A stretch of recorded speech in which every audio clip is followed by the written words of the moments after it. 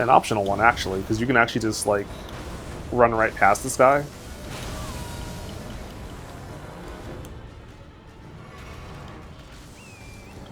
Excuse me.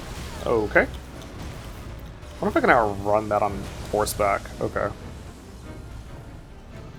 Yeah, we're considering Altus and Volcano Manor to be one location as well. And so, just like how I've had a self-imposed stopping point or a self-imposed challenge for each location here, something that I have to do as the last thing before I can leave the region, I've decided to make Rykard be the thing that I have to do to last.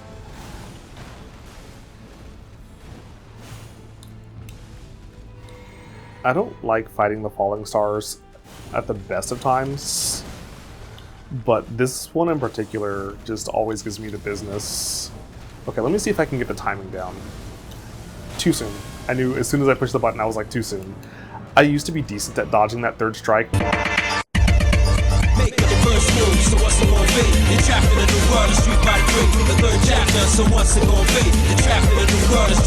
But now I'm just terrible at it. But it's worth noting also, in case you're wondering like why this particular falling star is so powerful, again, it's not just because this is a late game area. Miyazaki could have just said you're in a late game area and left it at that, but again, that's not the kind of developer he is. And so all the falling stars that we've fought up to this point were adolescent or immature. So it's worth noting the intentional naming here, that this is a full-grown falling star beast. I wonder if even... Yeah, I knew I wasn't going to have time to pull that off, but I was like, maybe there's a chance. So you're telling me there's a chance? Oh, that's not a move I want to be caught up in. Oh, I thought I was back far enough. I feel like I was outside of range of that. Obviously, I wasn't because it hit me, but if you look aesthetically... Okay, please hold on. Please hold on. I almost cussed. I almost cussed. Language! Okay. Again, if you look at the visual effects of that attack, I feel like I was out of range from that hitting me. But again, 'tis a poor workman blames his tools. I tell you what though, I would love to have any other weapon for this encounter.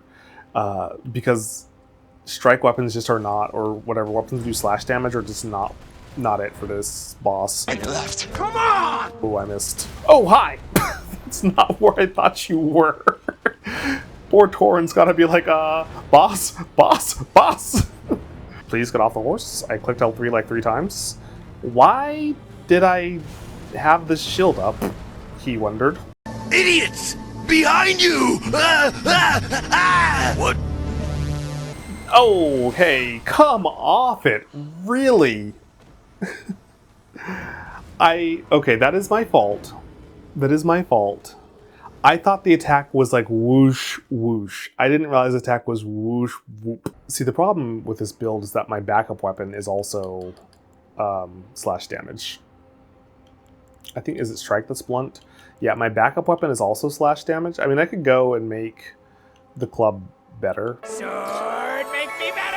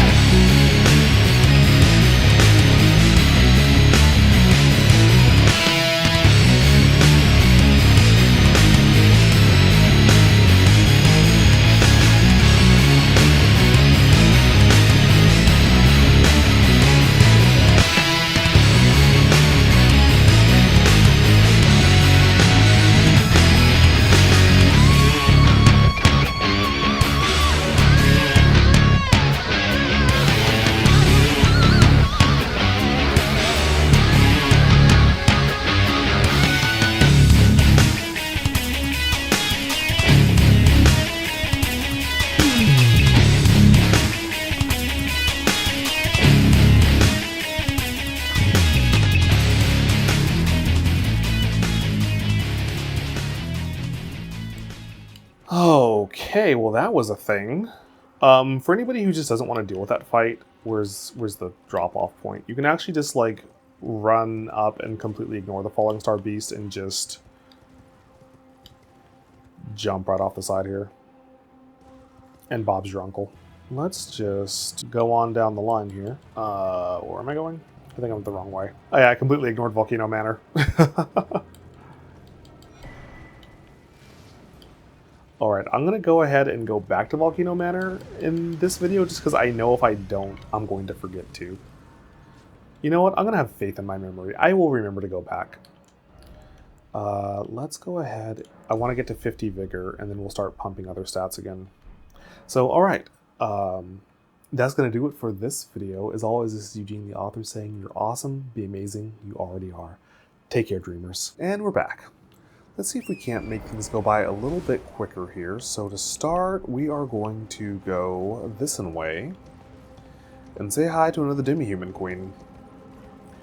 So if I'm not mistaken, we are going to go this way, and we want to hug this cliff here, and eventually we should come upon the entrance to the dungeon. Steal some poison grease. Hey, there we go. Look at this big guy. No thank you, actually. No after that. Oh my gosh, I've been playing a bunch of Cyberpunk, so now I want to click in the stick to be able to run. Alright, so we are here in the Volcano Cave. This is another dungeon that it's like, I've not run this dungeon in I don't know how long, so I don't even really know what's in this dungeon, to be honest. But we'll find out together. The thrill of the hunt! Yeah, I haven't played Cyberpunk since Phantom Liberty and 2.0 dropped, and it's like a completely different game. It's super, super fun now. I mean, it was fun before. Like, I went into Cyberpunk with no expectations, and so I didn't really have the surge of disappointment that a lot of people had around what they were expecting the game to be. I was just expecting to make my own character and run around and fight people, and I got to do that. I didn't actually follow any of the marketing material or anything for the game. Alright, let's just top off our health and we'll say hi. This was a very short dungeon. Her just sitting there with those like glowing eyes in the darkness is amazing. Throw your staff at me. I don't know why I thought your health bar was like already empty.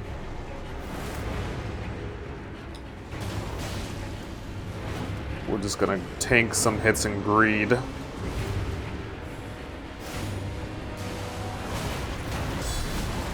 Boo. Yeah, that 51 poise breakpoint, it's enough to tank one hit with this armor, but only the one. So I've never used the jar cannon, but it's a pretty cool weapon, and I'm curious about the fact that she has the jar cannon. So let's see the description on this. Jar cannon, which uses explosives to fire great bolts, deals great damage but is slow to reload. Experimental firearm brought to the assault on Volcano Manor, where it was discovered that no one knew how to use it. So, yeah, you didn't think to yourself, maybe I ought to see if I can actually wield this cannon? Good gracious, the hubris. Alright, well, we're going to mark that one off, and I think next, let's go check out these ruins over here. What number is this? Number 4? So, somewhere inside these ruins, I guess, is a boss fight or a dungeon? Oh. Hi. I've been waiting for you. I knew you had the stuff of champions. I have never encountered her here before. Hereby intake my hand. Okay. Raya, I'm kind of busy right now, Give but me your hand. I will you're one of pray the only nice people that in you the game. follow the same path as Lady Tanith. I've never run into Raya here before. And it's been so long doing this series that I don't even remember. I mean, I guess obviously we started Raya's questline if she's hanging out here.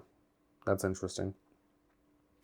Well, I said I was going to go to Volcano Manor in this video, and I've gone to Volcano Manor in this video. Alright, well, I'm not actually going to do anything here, because I'm not going to do the Volcano Manor questline, and like I said, I'm saving Rykard for last, so... Okay, so up here we have some more demi-human enemies, and we've got to have something that leads us to a boss fight or a dungeon.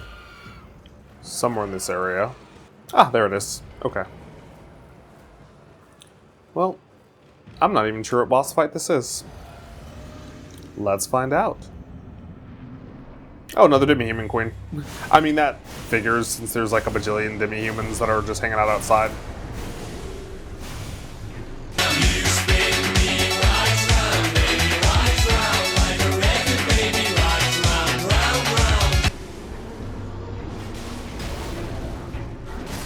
Thank you and good night. I'm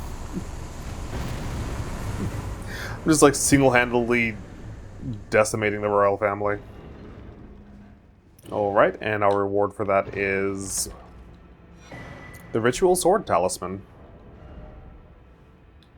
Really? Talisman patterned after swords used in ritual combat held to honor the Erd Tree. Raises attack power when HP is at maximum.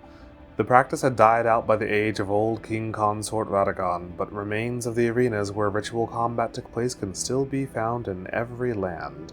So it's interesting, right? So this tells us about the Colosseums that we find all over the place. But ritual combat held to honor the Erd Tree. So this kind of speaks to the old religions that, in the old cultures that Marika wiped out. Because this goes back to the Crucible and the duelists that we encounter throughout the lands between. Is it Bloody Hellas? Is this the encounter here? We got some rot doggies in this right blood ruin. And I think it's no secret why we're sent here as part of Vara's questline for Moog. It's got an association with Seth's blood. And we have a bloody duelist here. Or whatever he is, Sanguine Noble. I can inflict bleed too. See? Anything you can do, I can do better. I can do anything better than you. No. And this is another weapon that if you're daring enough, you can come here early.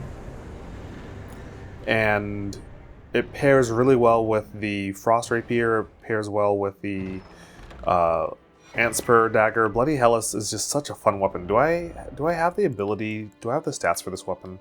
Because it would just be kind of cool to show it off just a little bit.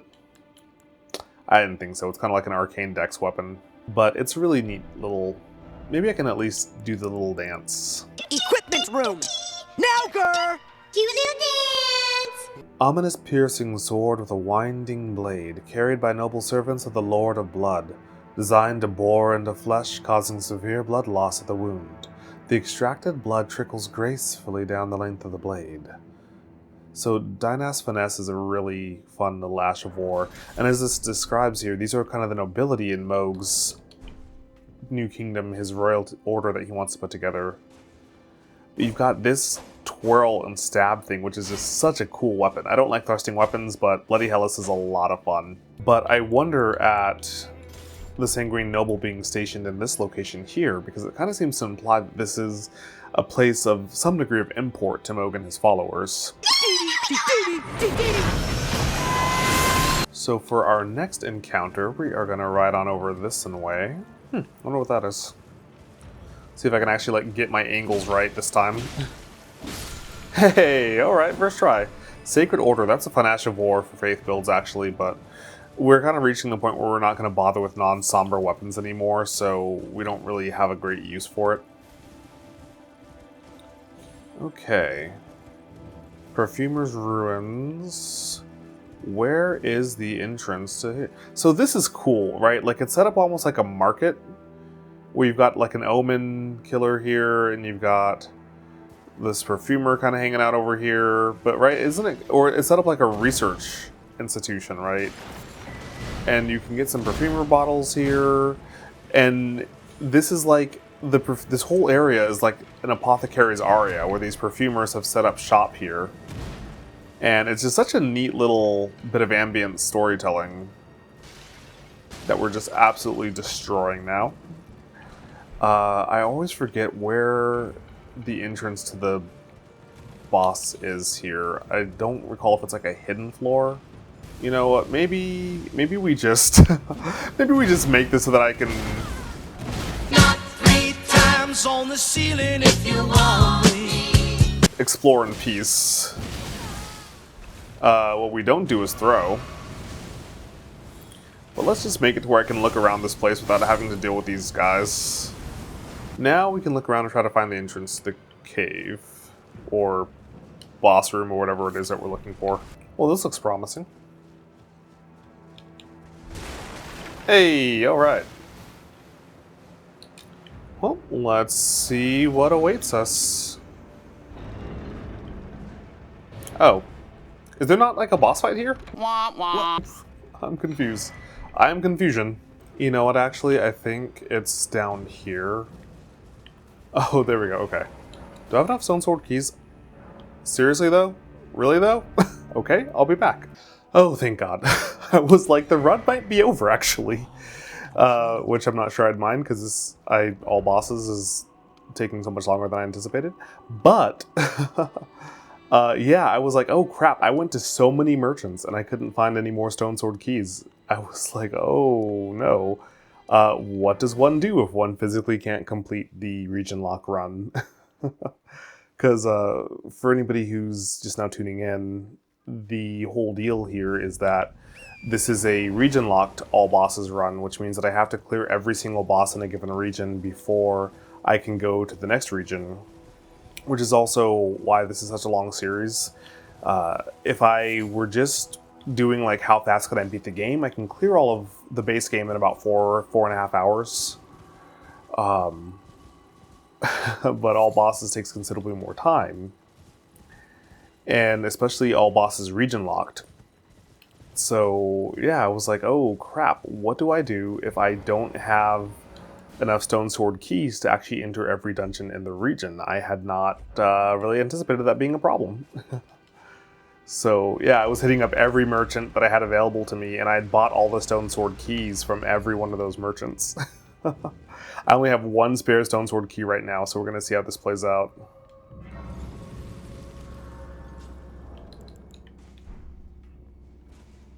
Okay, so surprising no one. I don't really know this. I'm not familiar with this dungeon.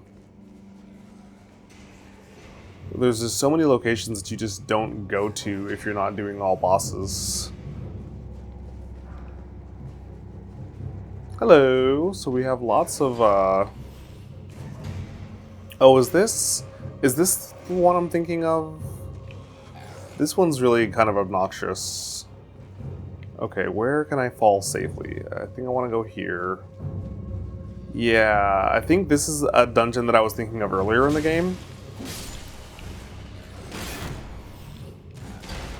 Excuse me.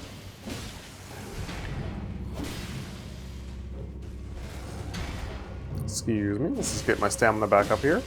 Greed. Thank you. Nobody's trying to talk to you. Yeah, I think this is the dungeon where you're meant to, like, drop down at certain locations. And it's interesting that we have these guys here because I personally typically associate these guys with Crumbling Far Missoula.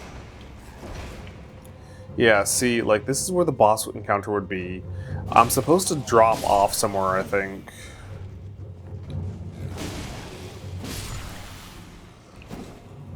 But that these guys are here, once again, kind of sick. Oh, hi!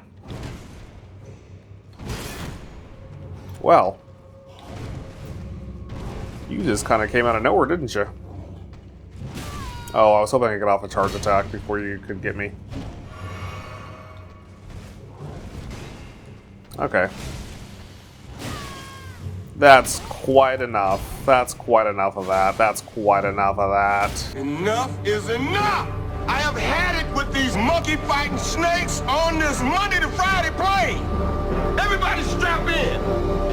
I'm about to open some freaking windows. That's quite enough of that. Get out of here with that crap. Okay. Where were you hiding, friend? I don't recall if this is a matter of, like, hidden walls, or I think this is a matter of I'm supposed to drop down from somewhere. Okay, there's the switch. Let's go back up. I think this is not where I just came from, I think. So not all these guys are dead. Some of them are sleeping. Are you dead? Are you sleeping? Are you dead? Are you sleeping? I'm just kind of curious what's going to make you guys all wake up and be mad at me. Because I'm just kind of walking around, and y'all don't seem to care. But this is like a killing ground, right? Like, and there's some St. Trina association with sleep. Let's take a look at the description of the ashes that we just found. A spirit with the aspect of wings, which takes flight to loose arrows from its bow. The misbegotten are held to be a punishment for making contact with the crucible, and from birth they are treated as slaves or worse. So this is a running theme, that anything that does not align with Marika's order is treated as a slave, it's eradicated, it's wiped out. What is that sound? And so again, this is just like conjecture, right? Like they are associated with the Crucible, and in the lore they are connected to the Crucible, which Marika had wiped out because it was a belief system that is contrary to hers. Interesting, so we've got a perfumer and a misbegotten warrior together. But again, it does not do well to... Oh, Trisha. She's a specific perfumer. We get some lore on her somewhere. It doesn't do well to be part of anything that's not a part of Marika's order, right? And you just imagine this woman emerging out of nowhere with this powerful army just declaring your very existence to be a sin. And just wiping your people out to the last. Okay, so the fact that we fought Trisha and then she became a spirit ash is very interesting, and I'll explain why in a moment. Trisha was once known as a healer who dedicated her efforts to treating misbegotten, omen, and all those seen as impure. When her efforts failed, she was their companion as they died, watching over them to ensure that they could pass peacefully, free of pain. A tale akin to the origins of the deathbed companions. So here's the interesting thing about this. To become a spirit ash, it is a choice that you make at death that you want to become a spirit ash to be called forth for battle.